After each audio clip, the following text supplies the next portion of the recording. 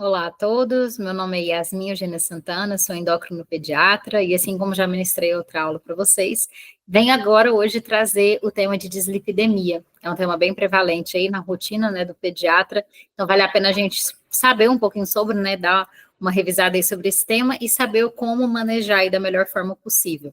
Essa aula ela foi baseada na última publicação da Sociedade Brasileira de Pediatria em maio de 2020. Que justamente, né, orientações para o pediatra, como manejar, como proceder nesses casos. É importante lembrar que é uma doença muito prevalente. A hipercolesterolemia, por exemplo, familiar, ela atinge 35 milhões de indivíduos, então é algo muito comum. Se a gente for ver a hipercolesterolemia familiar heterozigótica e a hipertrigliceridemia, acomete 1 a cada 250, a cada 500 pessoas, então é algo que é muito comum, muito prevalente, por isso que é tão importante a gente estar habituado com esse tema, né, e saber manejar os casos, né, dessa questão. Mas também temos os casos ali mais graves, graças a Deus, são os mais raros, que seria a forma homozigótica e a hiperquilomicronemia familiar, que já atinge 1 a cada 1 milhão de indivíduos, por exemplo. Por ser uma doença muito prevalente, é importante salientar que a sua identificação precoce, buscando uma mudança no estilo de vida do paciente, instituindo o tratamento medicamentoso quando indicado, eles são suficientes para atenuar o risco cardiovascular desse paciente na vida adulta, que é justamente o que a gente quer, né? Formar uma criança saudável para que seja um adulto saudável no futuro. Então, por isso que a importância da gente ver a dislipidemia como um tema, né? E saber manejar da melhor forma. Mas, para pincelar um pouco, a fisiopatologia, eu não vou entrar muito em detalhes, mas é importante a gente saber quais são os alvos aqui, por exemplo, da indústria farmacêutica, como os medicamentos atuam. Então, por isso que é importante a gente ter uma ideia, no geral, da fisiopatologia, para entender isso da melhor forma. Então, a questão do colesterol no nosso organismo, tudo começa lá na absorção da dieta, né? Então, a gente tem os colesteróis que vêm lá da nossa dieta, absorvido em forma de micelas pelas células intestinais, e aí começa todo o seu histórico, né? Então, ele vai sendo transportado primeiramente como quilomicro, levado ali do fígado ali até os tecidos, e depois dos tecidos carreados de volta para o fígado. E o que vai mudar a composição de um ao outro são a composição de apolipoproteínas, a quantidade que tem de colesterol em cada um, e as suas funções que a gente depois vai ver em mais detalhes. Então, os alvos terapêuticos aqui da indústria é justamente tentar evitar, né, tentar competir com o colesterol que é advindo da dieta e também atuar ali no receptor de LDL, que o LDL, né, uma das principais causas, né, da hipercolesterolemia é por conta do LDL aumentado, então ele acaba sendo um alvo aí de estudo e de intervenção da indústria farmacêutica para reduzi-la, né, quando ele estiver muito alto. Então, falando aqui, né, de cada um dos colesteróis, quando a gente pede um exame lá do paciente, lipidograma completo, né, lipídios totais, é isso aqui que vem. E a gente saber a dosagem de cada um, o significado de cada um, principalmente aqui LDL e HDL, né, que são os que mais chamam a atenção para a gente na prática. Então, indo por cada um, VLDL, ele é responsável por levar o triglicéride sintetizado no fígado em direção aos tecidos periféricos. Ele é composto por triglicéridos, colesterol, fosfolipídios e apolipoproteínas. Semelhante ao LDL, que também pega o colesterol ali do fígado e vai levando para os tecidos, mas ele já tem uma alta proporção de colesterol e é composta por proteínas também, fosfolipídios, mais os triglicéridos em menor quantidade por conta aí da sua função. Então, ele é tido como o nosso colesterol ruim, né, tem essa fama, mas precisa ele de níveis adequados por conta aí desse transporte, né, dessa função que ele tem, que é levar o fígado para os tecidos. Em contrário a ele, a gente tem o caminho reverso, que é o HDL, conhecido como bom colesterol, que ele é responsável por levar ao contrário, o colesterol dos tecidos para o fígado, né? Faz como se fosse a lixeirinha, a limpeza ali nesse sentido. Ele é composto, né, rico em proteínas e já tem menos triglicéridos, carregando uma alta proporção de colesterol, né, dos tecidos de volta ali para o fígado para ser metabolizado. Por fim, a gente tem o quilomicro, que é a maior partícula que a gente tem, responsável por levar os triglicéridos da dieta para também diferentes tecidos, e ele é composto por uma alta proporção de triglicéridos, contendo quantidade menor ali de colesterol e proteínas. Então, a gente tem aqui a ilustração para a gente ter uma noção da diferença da composição deles, e lembrar, gente, que a gente precisa do colesterol, apesar de a gente ter essa ideia, né, de bom ou ruim, mas a gente precisa de colesterol para o nosso organismo. A gente precisa dele para a produção de energia, né, como outras vias que não só, né, da glicogênese clássica, mas também como produção de energia em alguns casos, e também produção de células, produção de hormônios, por exemplo. né? A gente tem toda a cascata lá do colesterol, que todo residente de endócrino, por exemplo, tem que saber de cor. Então, vários hormônios são provenientes do colesterol. Então, a gente tem que ter ele no nosso organismo, mas em quantidades recomendadas, né? Então, o intuito da aula nesse momento é justamente a gente saber o que é recomendado. Sabendo disso, como que a gente pode intervir no paciente? Como que toda essa questão da dislipidemia ele pode ser afetado? E esse slide é interessante porque a gente vê que é uma coisa desde a vida intraútero. Então, desde o estilo de vida da mãe. Então, se aquela mãe que foi submetida a muito estresse, se ela teve uma deficiência nutricional ali durante a gestação, se foi sedentária, se teve tabagismo, ou mesmo se ela já tinha colesterol aumentado, desde lá de trás, gente, isso já é um fator de risco para o nosso paciente. E se na exposição intraútero a mãe teve diabetes em gestação, se ela teve um ganho de peso aumentado, se ela teve hiperglicemia, então todo uma síndrome metabólica, né, que predispõe o feto, né, a essa predisposição junto com a carga genética, né, a predisposição genética, se a mãe já tem esse histórico, é um fator importante também. E a gente sabe que os bebês, por exemplo, que nascem PIG ou GIG, têm uma alteração metabólica que tem uma maior chance de ter essa dislipidemia. Ao longo da vida, se são pacientes que evoluem com maior chance de sobrepeso, obesidade ou diabetes tipo 2, podem, então, se tornarem adultos com toda essa síndrome metabólica e principalmente com esse risco cardiovascular aumentado, então risco de infarto, risco de AVC, que é justamente o que a gente não quer.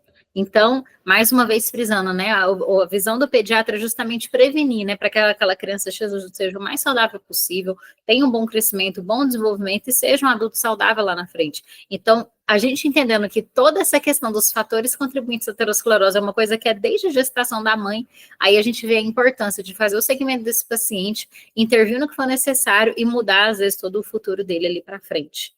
Então, né, como a gente estava falando lá do colesterol, é importante a gente saber o que é o normal, o que é o aceitável. A gente precisa do colesterol para o nosso organismo, mas o que é o saudável, o que é o recomendado?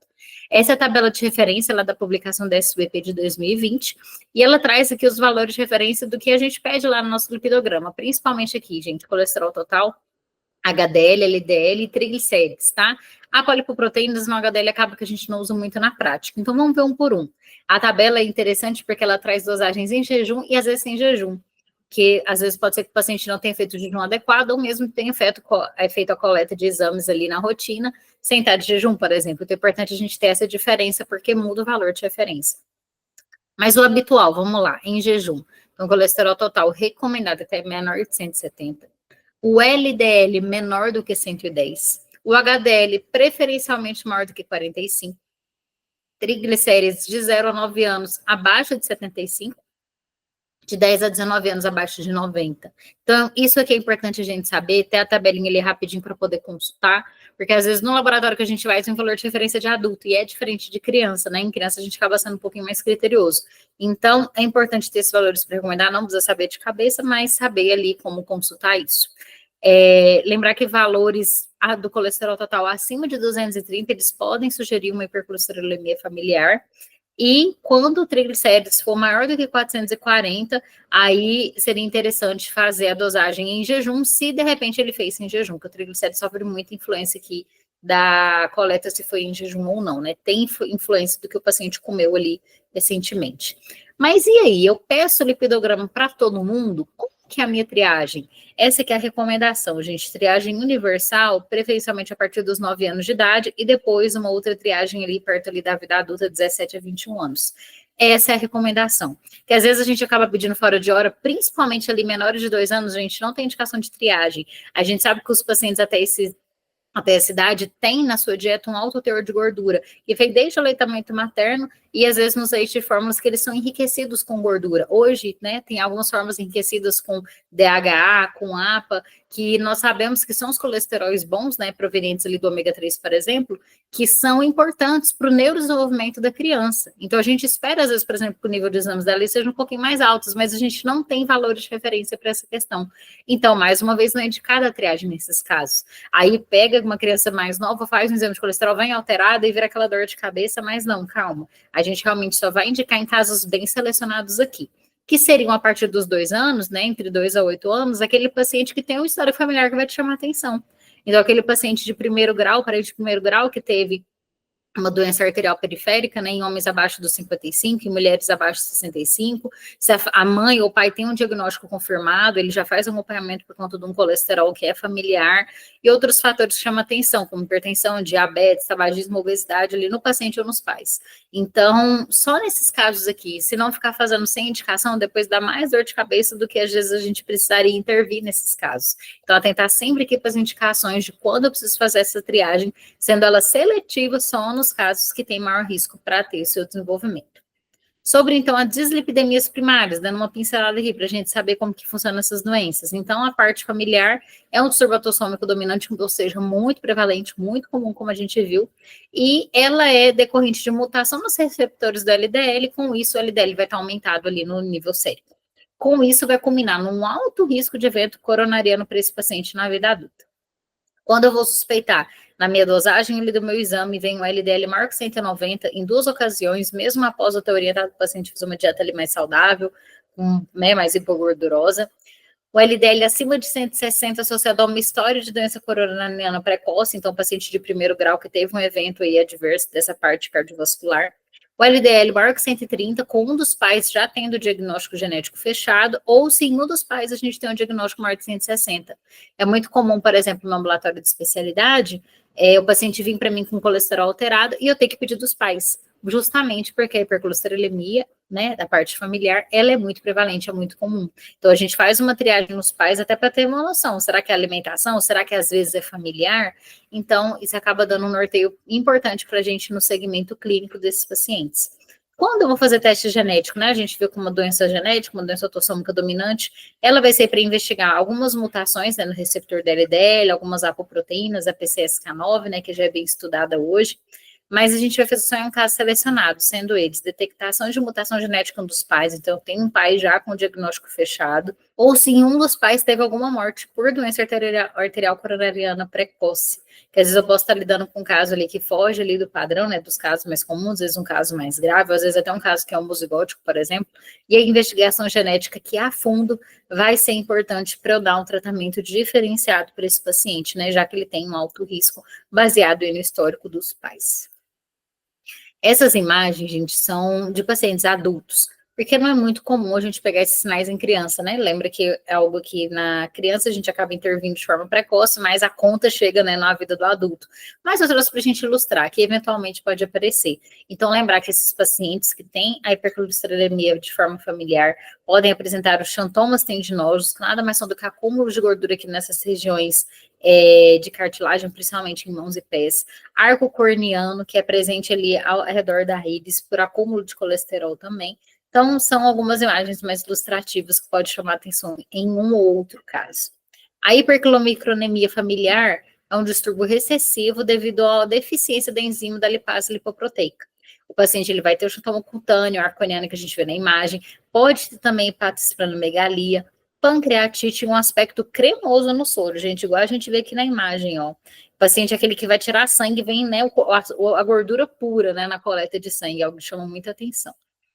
A hipertrigliceridemia familiar é um distúrbio autossômico dominante, com aumento de triglicérides que assustam, valores podem chegar até 1000, por exemplo.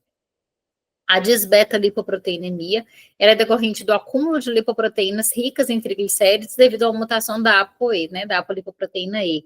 Ela tem um risco, gente, para o paciente de 10 vezes, em comparação à população geral, de ter uma doença arterial coronariana. Então, é um risco muito alto.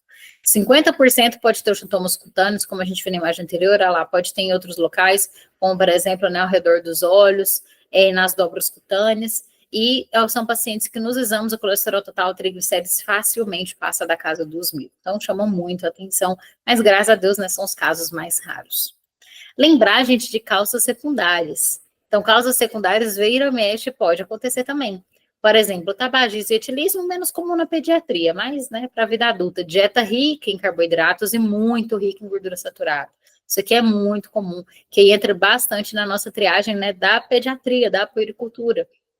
Não sei se com frequência você acabam investigando a anamnese do paciente. Com que frequência, né, você usa óleo, você usa banha, você usa como para cozinhar, usa air fry, como é que é? E às vezes os pacientes não têm noção. E pergunto a vocês, vocês sabem qual é o recomendado? Como que eu devo usar? A banha não é que a gente é contra, o problema é que a banha a gente não consegue quantificar. Ela vem, né, a pasta, aí você coloca ali na panela, ela dissolve, vira aquela quantidade toda, a gente não consegue quantificar, e esse é o grande problema da banha. Óleo, o óleo a gente já consegue quantificar. Então a gente pergunta para a família, e aí, quanto que você usa de óleo por mês? Às vezes a gente nem para pensar quanto está usando, né? E qual é o recomendado? 1 litro de óleo durar um mês para 4 pessoas. Será que é isso que você está fazendo na sua casa? Será que é isso que o seu paciente está fazendo? Muitas vezes não é.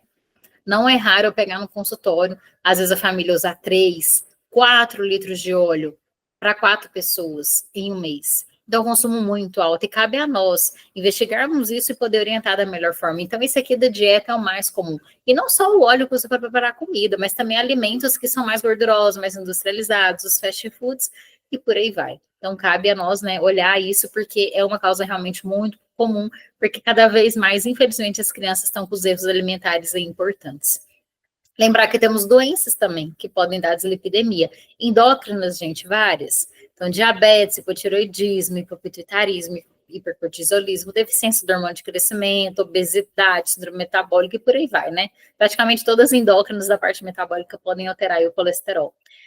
Mas lembrar de outras doenças, tá? Não é só endócrino. Por exemplo, a nefro, síndrome nefrótica. É uma síndrome que afeta muito o colesterol, né? São valores assustadores, inclusive. Outras doenças, renal crônica, síndrome hemolítica urêmica, parte hepática. Então, quando não é da nefro, hepato, a gente tem que investigar também. Então, casos de colestase, atresia biliar, cirrose biliar. Tem outras doenças aí da parte cardíaca, doenças de depósito do colágeno, enfim, mas lembrar que não só endócrino, também tem outras doenças que a gente tem que descartar, e na rotina eu descarto, né? Eu tenho que investigar isso para ter certeza que realmente se trata só de uma causa familiar ou uma causa dietética, por exemplo. E ainda na anamnese a gente vê medicamento. Tem medicamentos que alteram o colesterol, então corticoides, tiazídicos, beta-bloqueadores, contraceptivo, que acaba que criança a gente usa tanto, não sei se atende um adolescente, esteroide, que infelizmente o uso aí está desregulado, então mais um adolescente caso tenha esse uso, ciclosporina, antirretroviral e isotretionina, tá, gente, o Rocutan, que às vezes adolescentes acabam usando, né, e às vezes na rotina a gente pede o colesterol, não sabe por que tá tão alto assim, lembrar que ele sobe e ele sobe bem. Aqui é só um resumo na tabela, está lá no artigo da SBP, sobre como cada um acaba alterando, quais são os casos que aumentam LDL, os que aumentam triglicérides e reduzem HDL, né? Que depois dá para a gente ver com calma. Não vou me delongar muito aqui, mas o importante é frisar que não vai muito além da doença, vai muito além das doenças primárias, temos outras coisas para a gente investigar, incluindo outras doenças de outras áreas e também os medicamentos. Então, falando na investigação, como que eu começo, né? Eu preciso das informações, elas vão me levar como classificar a etiologia dessa dislipidemia, se o problema é LDL, se o problema é triglicéridos, se o problema é um baixo HDL, estratificar o risco desse paciente quanto ao seu risco cardiovascular e aí orientar a terapêutica da melhor forma. Então, começa tudo lá na história clínica. Então, ver a história da dislipidemia, desde quando começou a suspeita, se achou o caso, se teve alguma emergência de internação, como que isso aconteceu, quais são os hábitos de vida, como que é a alimentação desse paciente, se ele faz atividade física ou não, se ele tem alguma doença de base, que aí me alerta às vezes para uma possível causa secundária e também uso de medicamento. Exame físico, investigo dados antropométricos, vai que o meu paciente está com obesidade, está com uma síndrome metabólica, às vezes ele está tendo dislipidemia por complicação a isso. Se tem algum sinal sugestivo de depósito de lipídios, a gente viu, né, regiões de face, região ali de mãos, arco corneano. Se tem algum sinal clínico de pancreatite, hepatomegalia ou esplenomegalia, pensando em causas graves ou mesmo em causa hepatológica. E marcador de doença endócrino-metabólica que a gente tem que descartar, porque posso ter várias doenças endócrinas ali em questão. E laboratório perfil lipídico, né? A gente sempre prefere a gente dosagem de lipidograma completo. Às vezes a gente pede só o total para mim não quer dizer nada. Eu preciso ver o total, mas também preciso ver o HDL, LDL e triglicéridos. Esses 3 de preferência, para poder classificar bem uma paciente e saber como intervir. Eu trouxe aqui algumas recomendações específicas sobre a coleta do lipidograma, tá? Que não é tão simples assim, ele é meio enjoadinho. Então, assim, a gente tem que evitar estase venosa prolongada, né? Aquela questão do garrote prolongado, tem que ser uma coleta fácil, se for uma coleta difícil ali, o garrote prolongado pode falsear o meu resultado. O paciente, a gente tem que orientar a manter a dieta habitual, nada de querer ficar enganando, fazendo jejum prolongado, aquelas coisas todas só porque vai coletar o exame, querer falsear a gente, né, nesse sentido. Evitar uma variação recente no peso, não ter feito atividade física vigorosa nas últimas 24 horas e ter um intervalo mínimo ali de 8 semanas se ele foi submetido a algum procedimento cirúrgico. Tratamento, recomendação inicial para todo caso, seja ele familiar, secundário, o que for, é mudança do estilo de vida. Tem que ter feito uma atividade física e tem que ter uma alimentação de preferência pouco gordurosa. Então, essa recomendação é para todo mundo. Eu preciso dela, mesmo aquele meu paciente, se ele vai usar remédio ou não. Isso aqui tem que ser bem feito. E ela responde, né? Ela é o meu suporte principal, né? A questão da dieta, principalmente para os casos de triglicérides. A gente viu que ele sofre influência do jejum. E quando a paciente tem uma boa recomendação, que uma boa orientação da alimentação, esse exame melhora e melhora bem. Então, é a primeira coisa que a gente tem que, inclusive, convencer a família dessas mudanças. Eu trouxe aqui algumas orientações, né? Vamos ver com calma, que é algo que vocês podem estar orientando na rotina para esses pacientes. Chegou ali com o triglicérides aumentado, além do valor de referência, enquanto está aguardando ali ter uma consulta com o endócrino, isso é algo que a família já pode ir mudando. A gente orienta, né, que a gordura ela tem que ser pelo menos ali abaixo, até 30% do valor calórico da dieta no dia. Para os pacientes acima ali de 1 ano, preferencialmente 2 anos, se tem o hábito de tomar o leite, vamos preferir um semi-desnatado, desnatado, que não tem gordura, né? Incentivar a família, olhar a tabela ali nutricional, ver quanto de gordura tem, se tem saturada, insaturada, criar esse hábito, né, nas famílias. A gente orienta a substituir gorduras saturadas de origem animal, como o uso de manteiga, banha, bacon, tocinho, pelas poliinsaturadas, óleo de girassol, milho e soja, dentre esses aqui, gente, o girassol é a melhor opção. Ou monoinsaturadas, preferi usar, às vezes, para preparar comida, um azeite, um óleo de canola ou óleo de coco, por exemplo, opções mais saudáveis aí que a gente tem para poder preparar os alimentos. A gente orienta a evitar o consumo de gorduras trans, então uso de margarina, chocolate, sorvete, pão, biscoito, molho para salada, maionese, enfim, esses alimentos prontos industrializados.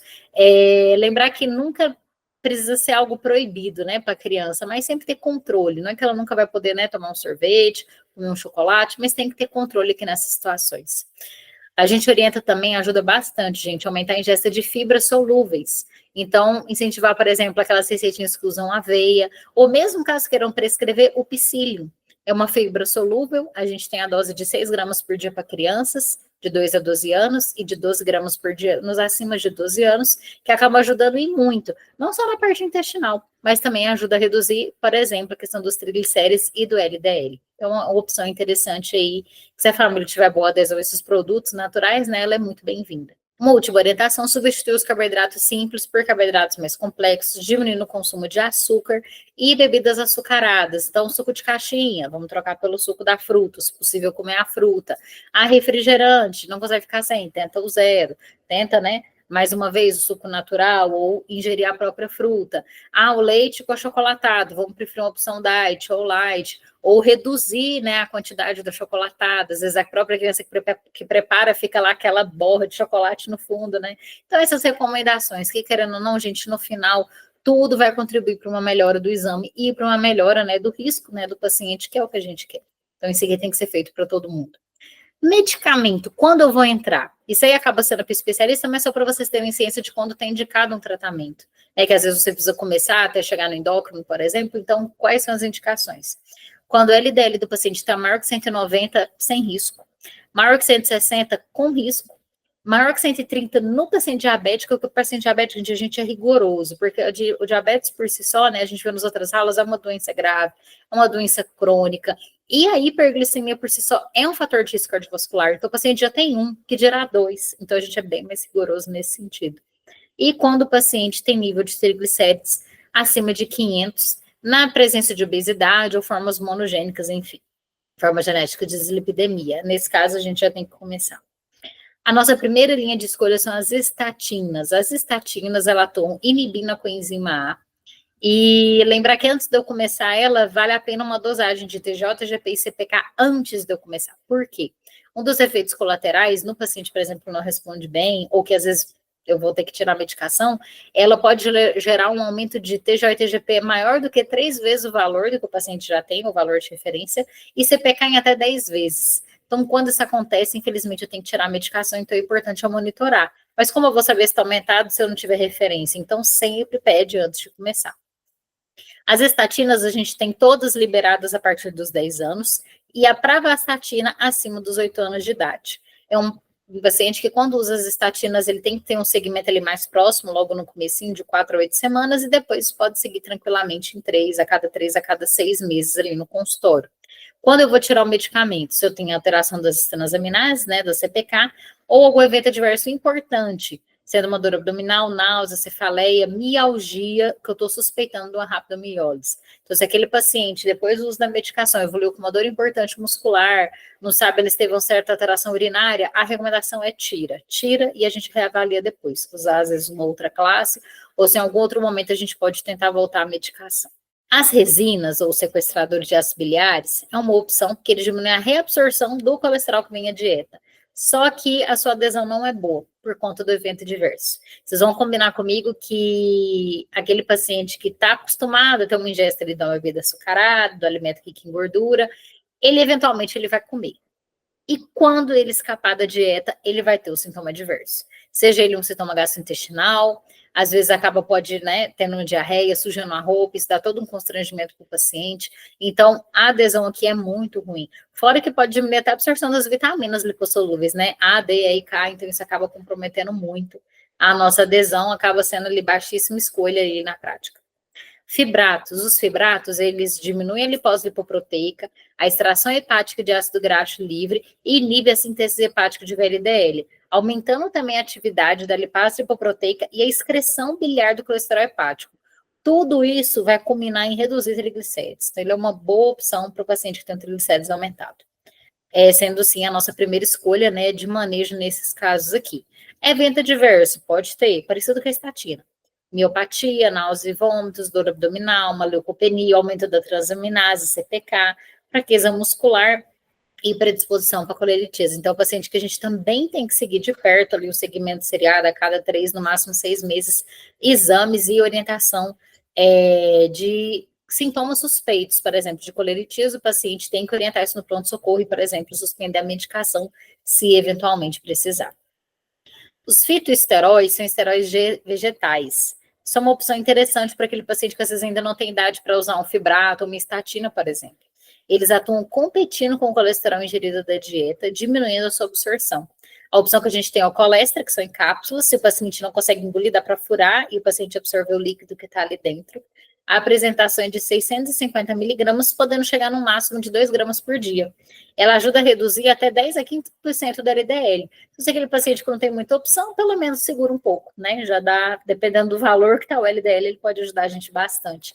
Ele é liberado a partir dos 6 anos de idade pela bula. Ômega 3.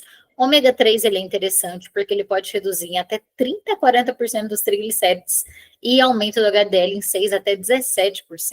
O ruim são os eventos, às vezes, gastrointestinais, quando tem, e pode ter também a questão do odor de peixe. Mas, hoje em dia, a gente tem a facilidade, né? Há várias opções na indústria farmacêutica de gominhas, nomes atrativos, que são pequenininhos e, às vezes, a criança consegue deglutir. Às vezes, a gente vai ter que dar mais dose, né? Para chegar na dose terapêutica que a gente quer. Mas, hoje, isso está mais fácil, inclusive, a gente pode até manipular. Então, essa parte da aceitação está cada vez mais fácil. A Lirocumab é uma novidade, uma medicação que está em estudo já em fase 3.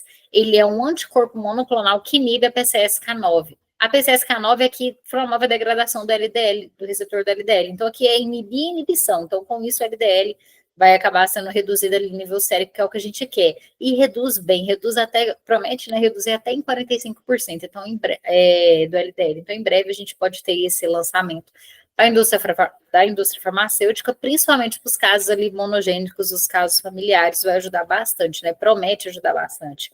Casos muito, muito graves de triglicéridos ali na casa dos 1.000, a gente pode indicar fazer uma plasmaférese, que acaba tendo uma redução aí de até 60%, mas aí são os casos realmente mais graves. Para ilustrar, eu trouxe 2 casos clínicos, são casos reais do consultório, para a gente ver como isso chega na prática e ver se, né, está sendo ali a realidade de vocês nos atendimentos de pediatria de rotina.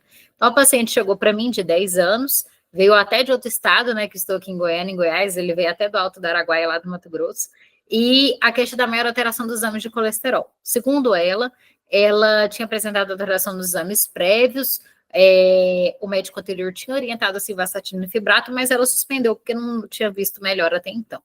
É uma paciente que nasceu de parto cesárea, termo, não tinha tido intercorrências, o peso de nascimento, o comprimento foram adequados, os testes de traje neonatal tiveram nenhuma alteração, não tinha comorbidade, e os medicamentos até então estavam usando a simvastatina fibrato, mas tinha suspendido no momento.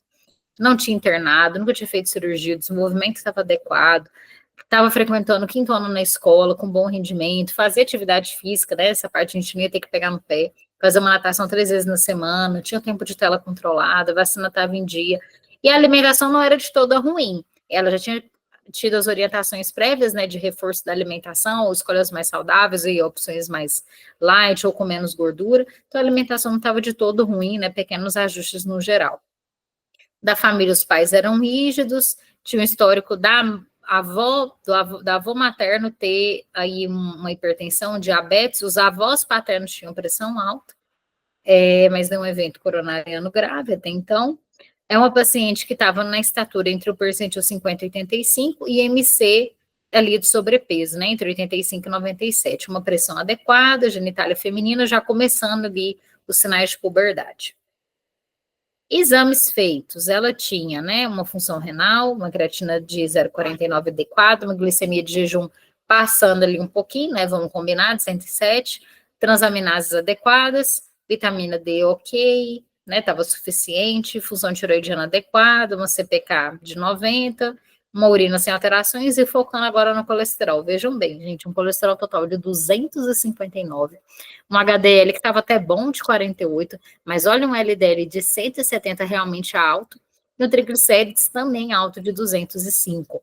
E a mãe trazia o exame que ela fez, né? O colega anterior tinha pedido para a mãe e ela tinha feito o exame. E vejam só, ela tem também um LDL alto de 140. Então, muito provavelmente um caso aqui familiar.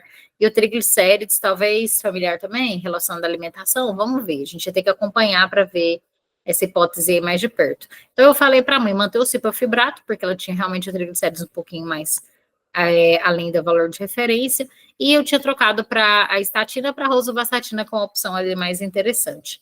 O que aconteceu com essa paciente? Ela evoluiu, gente, com dor nas pernas e não tinha melhora ao uso de um antianal, né, um analgésico com ibuprofeno, isso depois de um mês ali da consulta. Eu orientei para a mãe, suspende o remédio e faz exames na urgência para mim. Será que ela está fazendo rabdomiólise? Eu não sei, né? A gente vai ter que avaliar. Só que vejam bem, TGO e TGP praticamente mantidos do que ela tinha antes, a CK também praticamente a mesma coisa, gama GT adequado, um PCR negativo, ureia e creatina normal, um hemograma sem alterações, né, para descartar qualquer caso infeccioso. Eu falei para a mãe, olha, não parece ser da estatina, vamos tentar voltar e vamos ver como é que fica. A gente voltou e ela ficou muito bem com a medicação. Esse foi um exame depois de como ela ficou. A glicemia já deu uma normalizada, a glicada boa, ufa, risco de diabetes não tem, função tiroidina adequada, as transaminases adequadas, a CPK também ok, função renal normal e o colesterol, olha lá, gente, que gracinha, LDL de 75 e o triglicérides já foi para 65. É uma paciente que ainda está em segmento e a gente está até conseguindo reduzir as doses. À medida que ela está melhorando a alimentação, tendo um estilo de vida mais saudável, até as doses a gente está já conseguindo reduzir. Em breve, quem sabe ela consegue ficar pelo menos sem o vibrato. Sem estatina eu já não sei, porque a mãe está usando o medicamento, no fim o pai acabou investigando, ele parece que vai precisar de estatina também, então caso familiar às vezes acaba tendo que usar as estatinas aí a longo prazo. Esse outro caso aqui também real do consultório, uma menina de 4 anos, aqui da minha cidade de Goiânia, chegou encaminhada por alteração dos exames de colesterol. A mãe referia que ela tinha alteração em exame prévio e ela queria um segmento. De histórica, ela nasceu de parto cesárea, termo, não teve nenhuma intercorrência. A mãe falou que não conseguiu fazer ingesta de ácido fólico, eu trouxe aqui de propósito, gente, porque ela acabou evoluindo com bexiga neurogênica e teve que corrigir mielomeningocele aos 4 meses.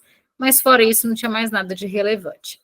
Hábitos de vida, ainda não frequentava escola, tinha o tempo de tela um pouquinho estourada, vacina um pouquinho atrasada, e na rotina da alimentação, nada assim muito sugestivo de erro, né? Nada ali, algumas coisinhas ali para a gente corrigir, mas é importante a gente intervir. A gente sempre tem que perguntar para saber onde intervir, onde a gente pode melhorar. O aleitamento foi até 2 anos. Da família, os pais eram mistos, de histórico familiar, tinha a família paterna só com histórico de pressão alta e diabetes, a paciente que estava com estatura no P50 e IMC ali um pouquinho de sobrepeso. Olham esses exames, gente. Chegou lá para mim, colesterol total de 1070, um HDL de 19, um LDL de 844, olha esse triglicérides, meu Deus, 1.381. E agora, o que eu faço? Calma, vamos ver, vamos pesquisar uma causa, né? Será que tudo isso é causa primária? Ah lá, glicemia normal, ureia e creatinina dentro da normalidade, mas vejam bem, urina com proteína e proteinúria de 4.000 miligramas em 24 horas. O que é isso, gente? Síndrome nefrótica. Então, a síndrome nefrótica, então, esse paciente vai seguir em conjunto com o nefropediatra, porque aqui eu tenho uma causa, e eu preciso que essa causa seja resolvida antes que eu consiga ajudar. Da minha experiência clínica, esses pacientes com síndrome nefrótica, a gente, enquanto a doença não estiver bem controlada, o paciente não tem boa resposta. Então, a gente tem que esperar ter um bom controle clínico da doença de base, quando é o caso, e aí a gente tenta intervir no que for possível. Mas aqui preciso resolver a causa, que no caso foi a síndrome nefrótica, né? Eu trouxe de propósito, mas só para lembrar, a gente que tem causa secundária também, a gente não pode esquecer delas. A grande maioria são as causas nutricionais, como a gente viu, né? O primeiro caso que eu trouxe. Aí a gente intervém no que é necessário, entra com medicamento em casos selecionados, principalmente quando eu estou com a suspeita familiar, mas não esquecer das causas secundárias e dos medicamentos, que acaba, querendo ou não, tendo aí a sua prevalência, a sua importância na nossa prática clínica. Eu agradeço a todos pela atenção e fico aí à disposição para eventuais dúvidas. Muito obrigada.